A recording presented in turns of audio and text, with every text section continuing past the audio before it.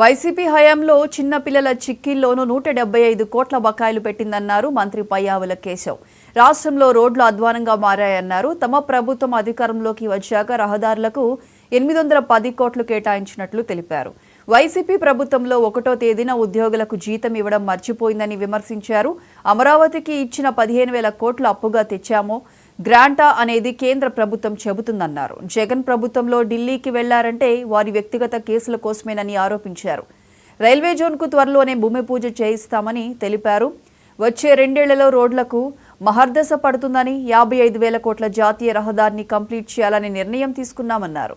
కేంద్ర ప్రభుత్వం డివాల్యుయేషన్లో 5,700 కోట్లు అదనంగా ఈసారి వచ్చిందని గుర్తు చేశారు.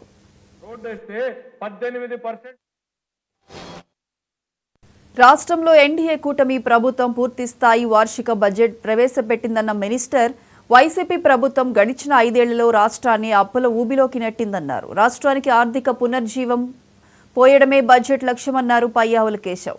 సరళమైన ప్రభుత్వం, ప్రతిభావంతమైన పాలన అనే సూత్రంతో పాలనను క్రమబద్ధీకరిస్తామన్నారు. ఎన్నికల్లో ఇచ్చిన హామీలు అమలు చేస్తామని, ప్రజల స్వర్ణాంధ్ర కల సాకారం చేస్తామని తెలిపారు.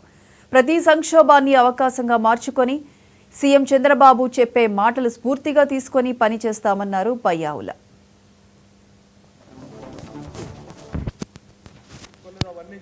100% మనం గడితే అట్లా 73 పథకాలు ఇవాళ రివైవ్ అయినాయి అధ్యక్ష.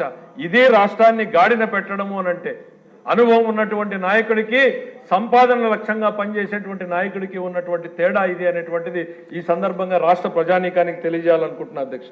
ఇవాళ ఏ పరిస్థితికి వచ్చింది అధ్యక్ష? సంపదను పెంచితే ఎన్ని పథకాలకైనా డబ్బులు ఇవ్వచ్చు అనేటువంటిది మీ కళ్ళ ముందు ఎగ్జాంపుల్స్ చెప్పాము అధ్యక్ష.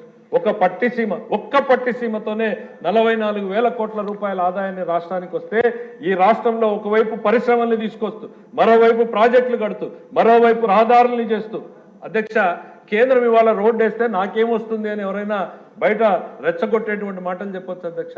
ఈ రాష్ట్రంలో 1000 కోట్లు 10,000 కోట్లతో వాళ్ళు రోడ్డు వేస్తే 18% ట్యాక్స్ వస్తుంది అధ్యక్ష. 10% ఈ రాష్ట్రానికి డైరెక్ట్ గానే ఇండైరెక్ట్ గానే ఎంప్లాయ్మెంట్, రవాణా మెరుగుపడడంతో పాటు 10,000 కోట్లలో 1,000 కోట్ల రూపాయల ఆదాయం మాకు వస్తుంది అధ్యక్ష. ఇవాళ రైల్వేలు 70,000 కోట్ల రూపాయలు ఆంధ్రప్రదేశ్ రాష్ట్రంలో ఖర్చు పెడితే 7,000 కోట్ల రూపాయలు ఈ రాష్ట్రానికి ఆదాయంగా వస్తాయి అధ్యక్ష. అభివృద్ధి ద్వారా ఆదాయాన్ని సంపాదించడము, సంపద సృష్టించడం అని అంటే ఇదే అనే విషయం. ఇవాళ పరిస్థితి ఏంది అధ్యక్ష? ఇందాక అప్పుల గురించి మాట్లాడడం అధ్యక్ష. అప్పులకు వచ్చినటువంటి వడ్డీలని చెల్లించడానికి తిరుగు అప్పులు తీసుకోవాల్సినటువంటి పరిస్థితిలోకి వచ్చాం అధ్యక్ష. నేను చెప్పాను అధ్యక్ష, బిగినింగ్ లోనే నంబర్స్ లేక పోదలుచుకోలేదు. అవన్నీ చెప్తే మరి సభ్యులకు కన్ఫ్యూజన్ గా రాష్ట్ర ఆదాయం ఎంత ఉంది, ఇవాళ మనం కట్టాల్సిన అప్పులు ఎంత ఉన్నాయి, వడ్డీలు ఎంత ఉన్నాయి, ఆ కట్టలేని పరిస్థితుల్లో మళ్ళీ అప్పులకు వెళ్ళి ఆ వడ్డీలను ఎట్లా కడుతూ ఉన్నాం, తప్పట్లేదు లేదు అధ్యక్ష. ఇవాళ వ్యవస్థని నాశనం చేశారు. తిరిగి గాడిన పెట్టేంత వరకు కూడా అదే పాత విధానం. కార్తీక పౌర్ణమిని పురస్కరించుకు